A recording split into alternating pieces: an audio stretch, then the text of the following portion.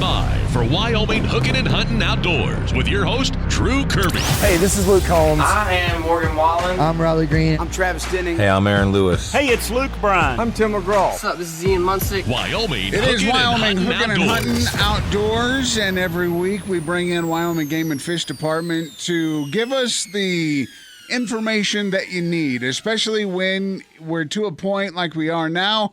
Rifle seasons are about to start. We've been archery hunting. Bird season is here.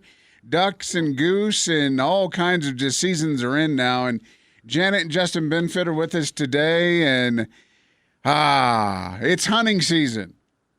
It is hunting season. And, you know, one of the favorite things about hunting season, and I've said this 1,000 times, so everybody knows, in addition to the fantastic colors and the weather and just being able to spend time outside in a little bit cooler light, one of our favorite things here at Game and Fish is it's check station season. And that's a time when we really get to interact a lot with our publics, visit on what they're seeing and how they're doing, and really get a good feel for what's going on in the country and on the ground. And so it's an exciting time for us. You know, one thing that we've talked with Benfit about a lot over the last couple of years is the research part of your job doesn't start when the seasons are over. It goes continually 365 days a year, really, because there's always something happening every season.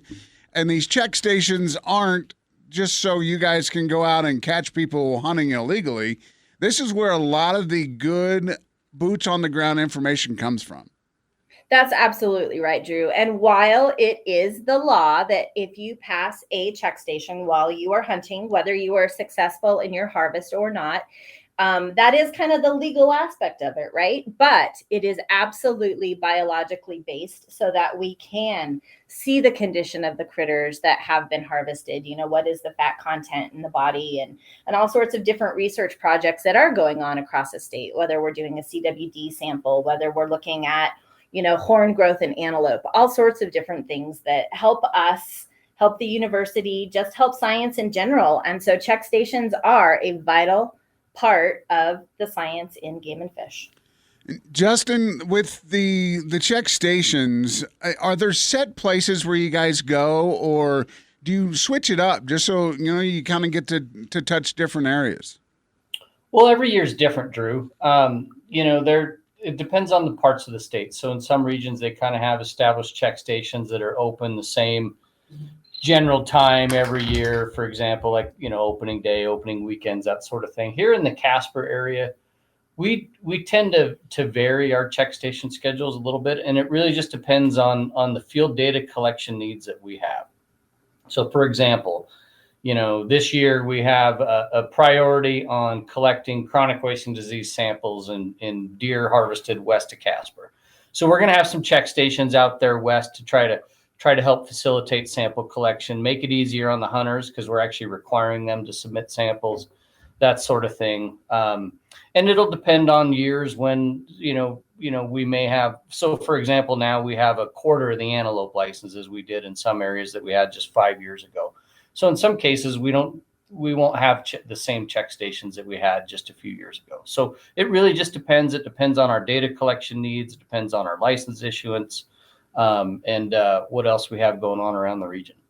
Let's run through a check station stop. So I'm coming back from moose hunting or elk hunting or, you know, whatever, and I see a check station. I pull in.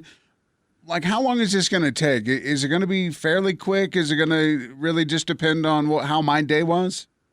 Well, for you, Drew, it will take hours, but for anyone else, it can be pretty quick and easy. Yeah. We will go through your stuff with a fine-tooth comb, Drew. But no, we really try to be cognizant of that. That's a good question. You know, there's a few misconceptions that some people have, and Janet touched on this in her remarks. But, you know, we do require you to stop, regardless of whether or not you've harvested something or not.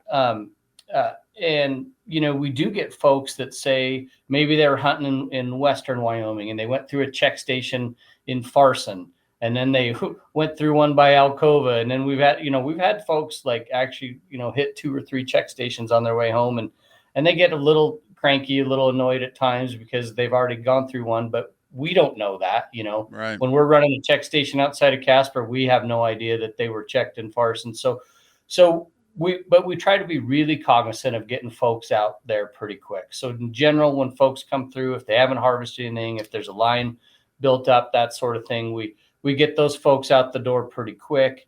In other cases where we're pulling CWD samples, you know, we do ask that, you know, for a little bit of patience. Sometimes it can take several minutes depending on how many animals you have and that sort of thing. So even if I'm duck hunting, do I need to stop at a check station? Yes, absolutely. So regardless of what species you're hunting and regardless of whether or not you have an animal with you. And I think that when I've talked to a couple of people in the last couple of weeks, that they're like, oh, you only have to stop if you're hunting big game. So I wanted to make sure that we laid that out because, you know, there is confusion once in a while when you get a whole bunch of different hunters or even, you know, anglers or whatever. So I just want to make sure we've got that clear. Yeah, and most of our check station signs will actually say all hunters and anglers must stop. And that's another thing. So even if you're fishing, you need to stop at a check station. That's correct. And there are times when our folks have actually established check stations in the summer months specifically to check to fishing harvest. So really, again, it goes back to the biological part of the outdoor world to make sure you have the information that you need. And when you guys, I'm sure, have collected a lot of important information that has led to maybe the way something has changed in the future just from a check station. Well, yeah, I guess I really want to reemphasize Janet's comments and your question, Drew. You guys are spot on. I mean, there's multiple reasons to run a check station. So first and foremost, it helps us collect biological data on the herds that we're hunting, you know, whether it's biological samples, horn measurements, antler measurements, that sort of thing. But it's also a two-way information exchange. So it helps us learn from the hunters, like how they're doing. You know, some years it's like, you know, golly, every, you know, other hunter you talk to is frustrated. They're not seeing deer. They're not seeing antelope. You know, that helps us kind of paint a picture too, as far as that information exchange, how those hunters are doing. And then in other years, it's like, man, there's antelope everywhere, you know, and that kind of helps confirm some of the stuff that we see too when we're estimating these populations and collecting data and that sort of thing. So it's a two-way information exchange. It also helps us answer hunter questions. We can help direct folks, hey, you know, go to this part of the unit, you know, there's a bunch of antelope hanging out here, or that sort of thing. It helps, you know, land ownership questions. Is this a public road, private road? I mean, we can answer all kinds of hunter questions at those things. And then the third part of it is a regular, you know, a compliance thing, a regulatory compliance thing to make sure folks have animals properly tagged and they have the proper licenses and stamps and that sort of thing. But that's only part of it. And Drew, I would just like to add, it was a really neat week this week. A couple weekends ago, there was a check station done outside of Rollins. And again, it was run with one of our biologists, Greg Hyatt, who has been with the agency, 40, 45 years, something along those lines. And I heard a comment from a hunter who had said, wow, it was so great to just have a conversation with him about what had been going on in his entire tenure as a biologist. You know, if you think about it, you know, half a century worth of information is holed up in that one man, and just the conversation that they had was really fantastic. And so I want to encourage folks to not be afraid to ask those questions and to have those conversations. It's a perfect time for you to get some of that information from the Game and Fish that maybe you've always wanted to ask and just maybe haven't found the time, or, you know, made the phone call, or the person that you want to connect with. So use that as a great opportunity to ask your questions and learn more from us. Well, and you know, to dovetail off what Janet just said, Drew, is, you know, it's funny, 100 times a year, I swear, I get asked by hunters, why did they cut licenses, and why did they change the season dates, or why didn't they do this or whatever? And I always like to tell folks, it's like, well, you're actually talking to they. And I don't say that out of an ego thing or anything like that. I just want folks to realize that the folks that they encounter in the field in the fall are the actual local wildlife managers. There seems to be this this sometimes misperception that wildlife management decisions are made at a different level behind closed doors or something like that. And often the wardens and the biologists that you encounter in the field during the fall hunting seasons, they're the ones on the front line making those decisions on future wildlife management. So if you got questions or input you want to give them, that's a great time to talk to them. Yeah, I think that people hear the commission and then they automatically think that they're, that the commission is the ones that are coming up with all the decisions and whatever. I know they may be the final word, but it all does come from you guys. And one thing you did mention, Justin, that I really grabbed on was, you guys are out there talking to the hunters, and if someone has been skunked 4 days in a row, I mean, talking to you guys would be a great way to maybe up their game and change their luck. Yeah, we sure try hard to help folks out.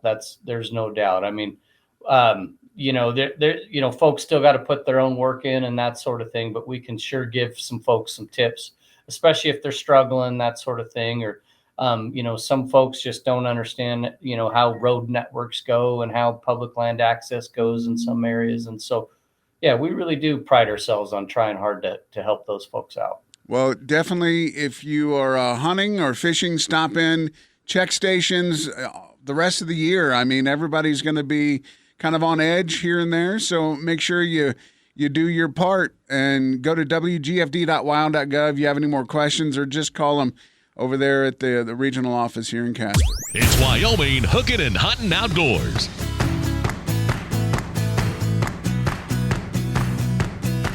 Hey there, it's Drew and Brian Woodward from Rocky Mountain Discount Sports. And Brian, it's October 1st. That means that we've only got 3 full months of this year left, but that's a lot of time to do some hunting. Oh, it's some of our best hunting coming up for sure. A lot of elk rifle seasons are opening up here this next week, and they've already been open in some areas, but yeah, it's an exciting time of year. Now, I know as we speak, you and I are going to be out and about in a goose blind to start the season, as today, the opening day for duck and goose, too. Yeah, I think maybe yesterday, but we some of us had to work yesterday. Yeah, right. So yeah, it's going to be our first adventure this morning, and get out there, and hopefully they'll cooperate, and we'll have a good old time. One thing that I always feel is that when you start the season off, whether it's duck and goose or whether it's rifle season, you got to have the proper apparel and the proper equipment. And we've been talking about getting ready for that. And we've got an elk hunt coming up soon, and all the duck and goose hunting. It's really hard to keep track of what you're preparing for, really.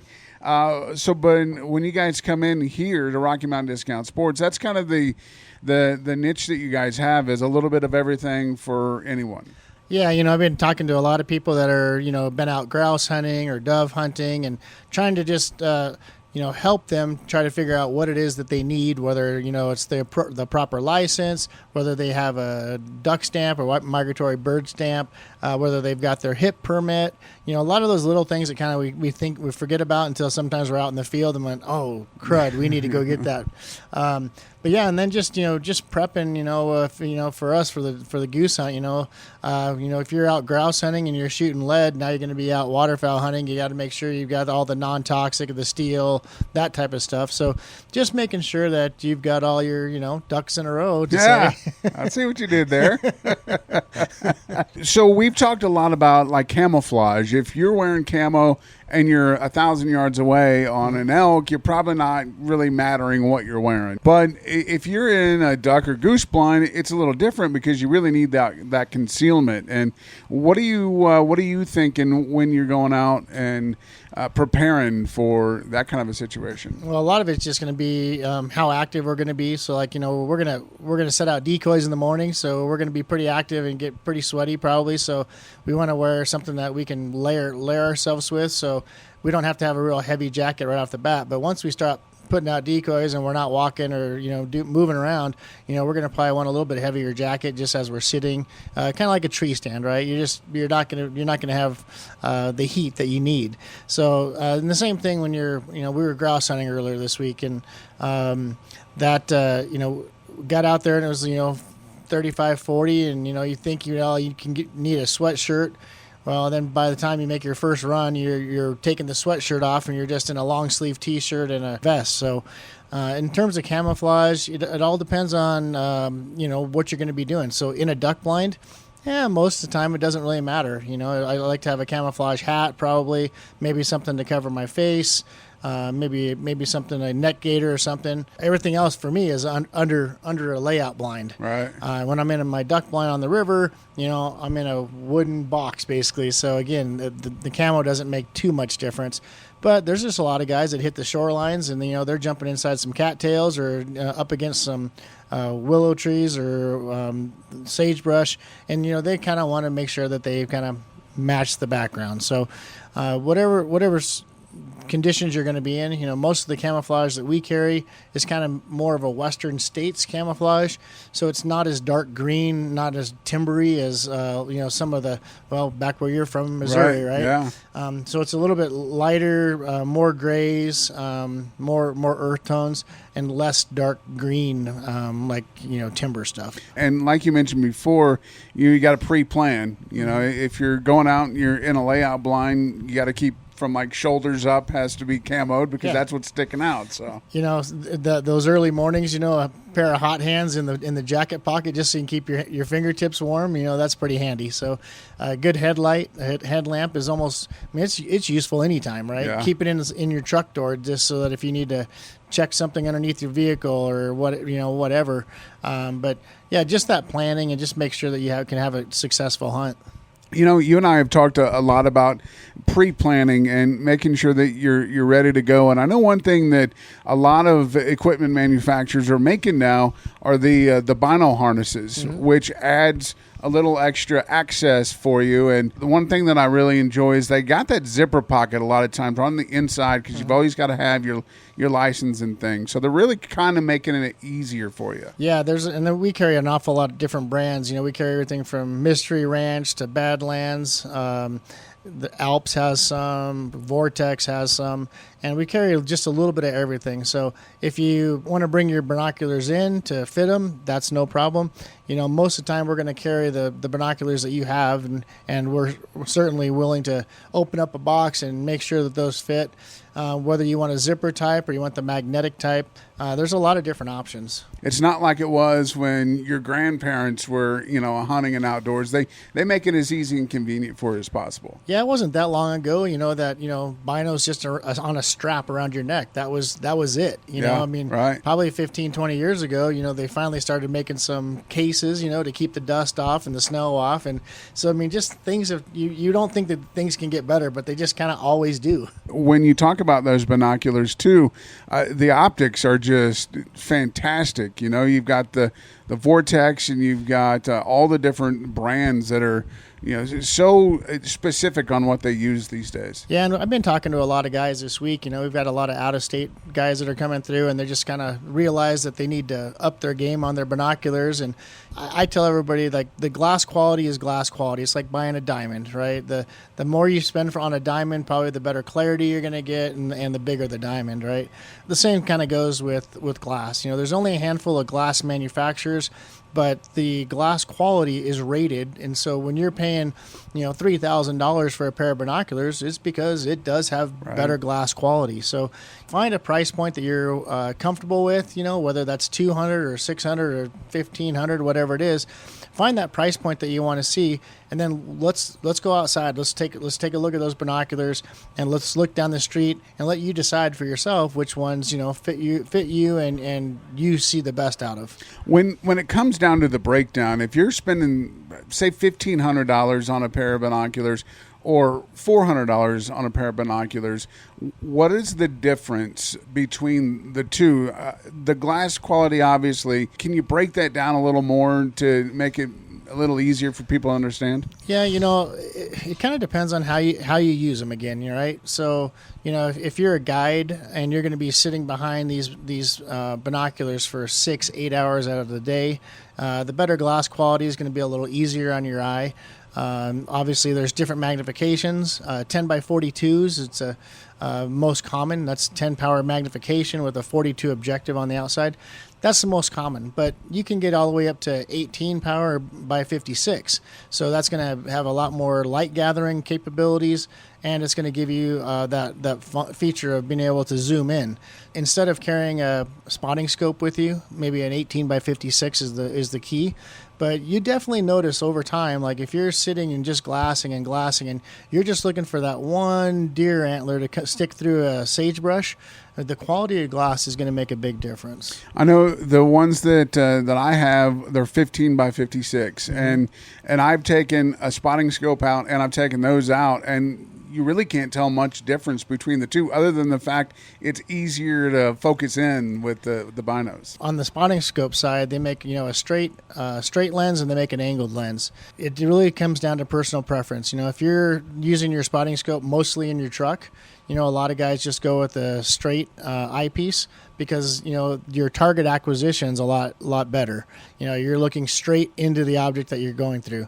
Where when you have an angled eyepiece, you're having to kind of look down. However, if you're sitting on the side of a hillside and you're just sitting there with your head down looking through the spotting scope and you're just covering ground, a lot of people like that angled one for that type of a scenario. And that right there is another reason to come out, and before you head out with a pair of binoculars or a spotting scope that you're not comfortable with, come here, get comfortable, and check out a couple of different styles. But come on in and see them, Rocky Mountain Discount Sports, before you head out in the field this fall. It's Wyoming Hookin Huntin Outdoors. It's Drew and Brian back at Rocky Mountain Discount Sports. And Brian, optics are very important, as we were just talking about, but there are other key, features when it comes to the fishing world and the fishing game. And we just read that Casper, Wyoming has been ranked number 2 as a fall destination for fishing. Boy, we're right in the middle of it then. Everybody in this Casper region is always known, how important and how good the North Platte system is. Everything from the Miracle Mile all the way down to Glenrock Power Plant, right? And the fall fishing for a lot of those guys, and if you haven't booked a trip with these guys, do it, because even if you're a novice fisherman, they're gonna help you out and get you, learned up on what to do, and they're gonna have the equipment for you. And some of the fall fishing, for one, it's a beautiful time of year. You get to see a lot of other critters out there on the banks, whether it's turkeys or deer or antelope or whatever. But the fishing itself can be phenomenal. Like the brown trout through Casper, the rainbows. It's a great place to be. We have talked all summer long that, water temperature really plays a role in how the fish are biting. Mm-hmm. You get to this time of year where we're at 80 in the afternoon, 40 in the morning, and then in between, depends on the day. How are those fish reacting this time of year? I haven't been on the water on the river recently, but typically, we'll get a freeze, and that'll help, kill some of that moss that's growing up, and it'll start dying off and kind of floating down and away. So that'll help clear that up. But, a lot of times those fish will just be in the oxygenated water. So, they've got the river turned down pretty low right now. I think it's around 500. And those fish, will look for the ripples. They'll be in that little bit faster water where there's a little bit more oxygen. So that's where I usually focus on. We have a lot of guides, a lot of services right here. If you're an okay fisherman, but you really want a great experience, I would definitely check into that. You've been talking to folks that are having a little bit of issue, but they're kind of the same, where they're maybe not as proficient as fishing this time of year as they normally would be. They love to fish, but need a little assistance. We've talked about it before, but our reservoir systems, they create patterns over time. Those natural lakes, which we don't have a whole lot of, they don't fluctuate much. So, a rock hump on a natural lake is always in that same location. Right. But as the water drops in our reservoir systems, those fish will transition to a different structure. And especially at places like Glendo, where the weeds have always been so prominent prominent during the summer months. That's kind of holding those fish and those minnows and that kind of stuff. All those weeds are out of play. So those fish are on the sand, they're on the rocks. Generally this time of year, really responsive to the shad that's in that lake. That's their main forage this time of year. I haven't been seeing as many shad as we have in the past, which Game and Fish kind of told us they were kind of worried about that earlier in the year because of how much ice was on the lake last year. The pattern's still the same. So about a week ago, they put the plug in Glendo, and that water level is going to consistently just start rising. October 1st, I think they start draining Alcova. So that's going to kind of create a little bit of a flush down the river system, and it's going to put more water into Glendo, and that's going to raise it up even more. But in my experience, and we've talked about this a lot, is that when the water level is rising, that those fish will tend to be a little more shallow than maybe they were a week ago. The other thing to look at, and I've noticed it down at Glendo quite a bit, is the fish that are really hugging the bottom. They're either just inactive or they're not going to bite. Look for those fish that are just slightly suspended off that bottom on your graph, and if they aren't on there, just keep moving. You're gonna find some active fish somewhere. We talked about this all summer too, is if you're not catching fish right there, move, because they could be right up 10, 15, 100 feet away. Yeah, and just because you see them, that's kind of the question with all this forward-facing sonar stuff is that, guys are seeing and targeting fish, one at a time, right? They're using that forward sonar and they're saying, okay, there's a fish, I'm going to cast to it. Well, you could have a bunch of fish underneath your boat, but if they're not active, they're not feeding fish, then you got to move on. Right. So it really is all about pre-planning, and I feel like that's kind of what we talk about a lot is pre-planning. But if you don't, then you're just going out blind. Over time, Glendo gets down to 20% pretty much every fall. I do it all the time. I memory fish a lot. You know, I'm like, yep. I remember last year I caught fish here. Well, if the water temperature is not the same, the water level isn't the same, I might have to try to figure something else out. But I tend to move around a lot. Sometimes it's kind of a pain where you have to pick up your stuff, move the boat, go to another spot. But, we'll go a quarter mile. Sometimes we'll only go 100 yards, but I'll fish a shoreline for a bit where I think where I've caught fish before, and I think that I should find fish. And if I don't catch them in that first 100 yards of fishing, I'll pick up and go somewhere else. I'm not feeling it, so let's go figure it out. Leave yourself with options because you've got lots of options, especially if you're in a boat running around. I mean, it may be a little different if you're bank fishing, to make that big of a difference. But, come on by and check them out here at Rocky Mountain Discount Sports. Again, ranked number 2 in the entire United States for fall fishing. I mean, you should take advantage of that while you can. Yeah, if you're one of those that didn't draw a big game tag and you're wondering what you're going to do with your time, book one of these services in town, whether it's the Crazy Rainbow, the Ugly Bug Fly Shop, North Platte Lodge. One of those guys is going to get you set up. They get 2 people in a drift boat. They do all the work for you. They'll feed you a sandwich. They'll have all the tackle you're going to need, and you're going to enjoy the heck out of it. Yeah, get out and enjoy what we've got right here in Wyoming. It's Wyoming Hookin and Huntin Outdoors. It's Wyoming Hookin and Huntin Outdoors. Thanks for coming back and joining us here. And today we have a very special guest because we have a very special event that's coming up here in the next couple of weeks. The Wyoming Women's Antelope Hunt up in Ucross is in its 11th year, and the director of Wyoming Women's Foundation, Rebecca Smith-Hazelton, is with us. And Rebecca, we appreciate you coming on because I know it's a stressful time and busy time. Yeah, that's right. The excitement and, of course, the busyness is really coming up this time of year. But we are just running on adrenaline and just excited for this to happen in a couple of weeks.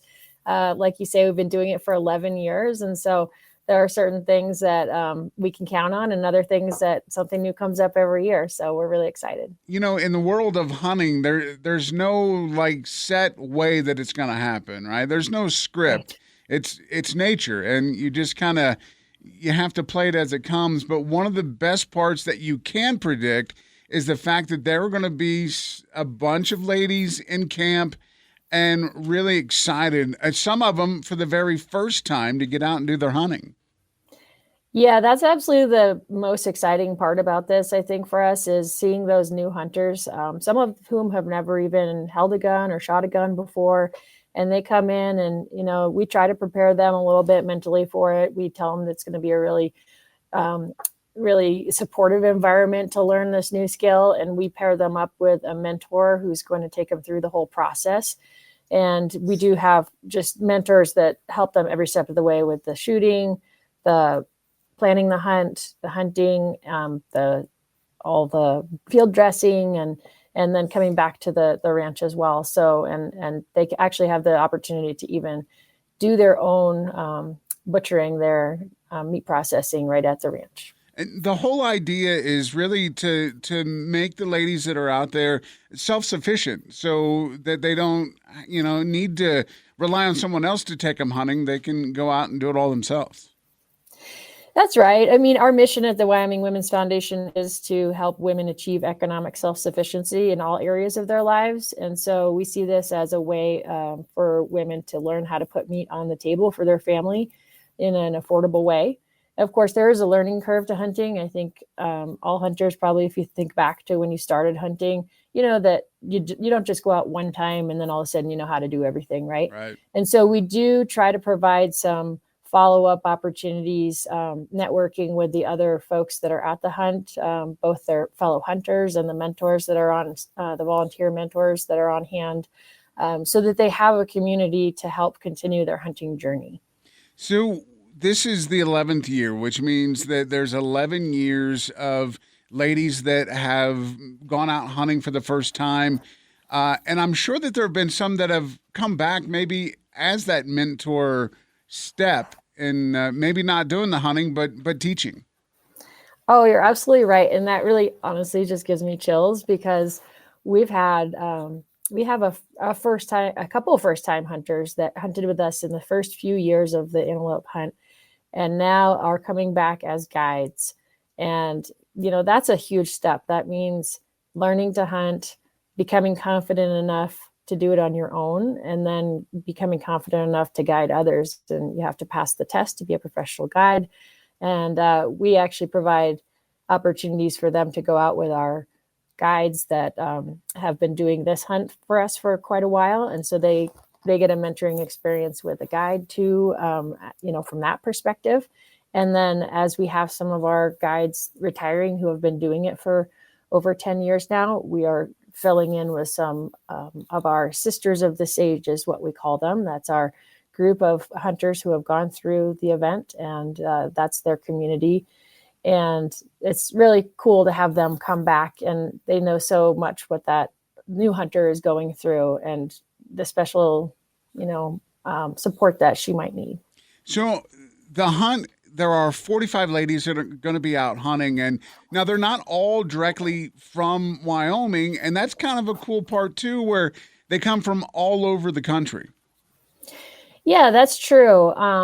So we actually have 47 this year, which is our biggest number that we have ever had, and so that's exciting too, to kind of have that biggest number out there. But you're right. We've had hunters from over 40 states in the country. And every year we have a solid number from Wyoming, but we also have them from across the country. And so, you can imagine the logistics of that. Everyone has to have hunter safety going into it, of course. And so we help coordinate if they don't have it, that they need to get that there locally, or sometimes they've come to Wyoming to get it. And then just coordinating their travel and helping them get to Ucross. It's not exactly the most convenient place to get to from an airport, as you might imagine. So all of that. And then we do our best to pair them up with someone else who has something in common with them. We stay at the ranch at Ucross. And so they have a roommate, and they get an opportunity to kind of cement a relationship with someone through sharing a room with them throughout the weekend. And then we also pair them up with another hunter. And so, as I kind of alluded to before, if you're a new hunter, then you'll be paired up with an experienced hunter. And so there's those two relationships that help them get to know the area if they're not from Wyoming, or the sport if they're not from hunting. And so it's really cool to just see people from all walks of life and all areas of the country get together and feel the camaraderie and just that there's so much positivity at the event that it's just it's kind of, you kind of have to experience it, I think, to really understand how cool it is, but we really enjoy it every year. I can only imagine the friendships that have been bonded there at this hunt, because you're staying with somebody, you're really getting to know someone, and then all of a sudden, wow, you've got a best friend or another acquaintance that maybe it's just what the doctor ordered.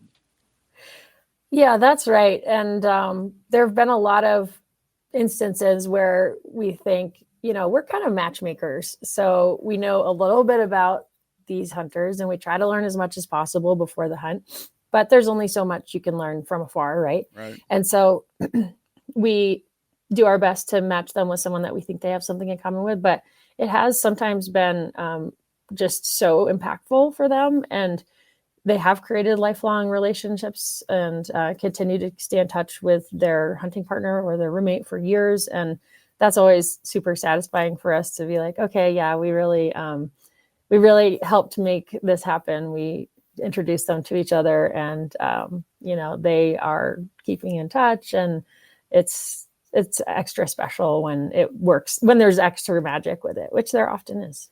So the hunt is coming up the 12th through the 15th. And the reason that I really wanted to get you on is because, as you had mentioned, you have to have hunter safety. You have to have all this down. So it's not a process that can be done in just a couple of weeks. You actually have to plan ahead. And now would be a great time to start looking into the 2024 hunt. Yeah, you're absolutely right. We have all of our hunters in place, and we have for months, and we actually open registration opportunities in December, and so we try to have our hunters fairly established by January or February, with the exception of we do have a scholarship program. So about a third of our hunters come on scholarship, and then the rest of the hunters are a mix of individuals, and then we have sponsors, because this is also a fundraiser for the Wyoming Women's Foundation, which is, I know, an unusual format for a fundraiser. But and so we have sponsors that will send a team or a hunter, and those scholarships then they have in the past opened in February and closed in March, so they're open for about a month there. And folks that wouldn't otherwise have an opportunity to do a guided hunt are encouraged to apply for those scholarships. And those are, not necessarily all of our first-time hunters, because we also need a lot of mentor hunters. But they're just folks that really want to connect with the idea of women going out hunting together and learning together in the field, and people who really want to harvest their own meat and learn how to process it from field to fork. And so those are selected in March, and we have everyone ready to go by May so that they can, we put them in for the draw for a license. Okay. So yeah, that process, it starts really early. I mean, yeah, literally the moment that we finish up from this year, we'll be getting ready for next year. But there still are a couple of ways that folks could get involved for this year. So actually today, October 1st, we will be opening our online fundraising auction. And so we encourage folks to go over to WyomingWomen'sAntelopeHunt.org, and you can sign up for our online auction bidding there. And that way you can participate a little bit from afar and get a taste of what happens at the event and the fundraising aspect of it. Our fundraising dinner is on Friday night, October 13th. Friday, October 13th, which is a little bit of an ominous date, but it's going to be great. Yeah. And so we open the online portion of the auction on October 1st, as I said, and then that will close at the same time as our regular auction on Friday night of the hunt weekend. So our hunters come in on the Thursday, the 12th, and they leave on Sunday, the 15th. But in between there, we have a big group of folks come in. We have about 300 people come out to the ranch at Ucross, and they all have a great dinner with us, and we do a live auction and a silent auction, and then this online portion of the auction, and then a big raffle as well. So if folks want to participate, they can do so through our website. And then also, feel free to contact us if you're wanting to have more information about attending. So there's tons of opportunities to be a sponsor and to participate either as a hunter or as a guest at the auction or at the online auction. We'd love to hear from you and love to hear about people that want to help come out to the hunt and make it a big success. Where can they go to find out all the information they need and get in on the auction? That is WyomingWomen'sAntelopeHunt.org. Rebecca, we do appreciate it. And I want to talk to you after the hunt is over so we can kind of get a recap and hear some of the great stories. Oh, I would love to. That would be awesome. Awesome. Thank you so much. Well, have fun, and I hope you get a little time to relax a little bit over the next couple of weeks. Okay, thanks so much. Wyoming Hookin and Huntin Outdoors with Drew Kirby. If you have a question, want to make a comment, or have an idea for a show topic, message us on the My Country mobile app. Wyoming Hookin and Huntin Outdoors.